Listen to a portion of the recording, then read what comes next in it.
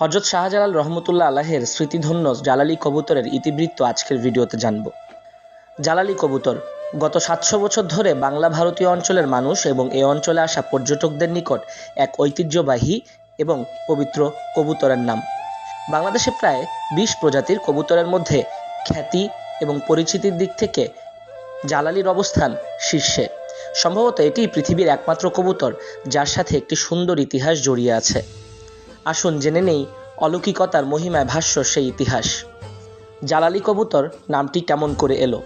ইয়েমেনের বিখ্যাত সুফি দরবেশ অলিকুল শিরোমণি কুতুবুল আকতাব হযরত শাহজালাল মুজাররদ ইয়েমিনী রহমতুল্লাহ আলাইহি ১১৯৭ থেকে ১৩৪৭ খ্রিস্টাব্দ যখন ইসলাম প্রচার করতে সুদূর ইয়েমেন থেকে ১৩০১ খ্রিস্টাব্দে তৎকালীন ভারতের দিল্লিতে পৌঁছান, তখন দিল্লির বিখ্যাত অলি আল্লাহ হযরত নিজামুদ্দিন আউলিয়া রহমতুল্লাহ আলাইহি ১২৩৮ থেকে ১৩২৫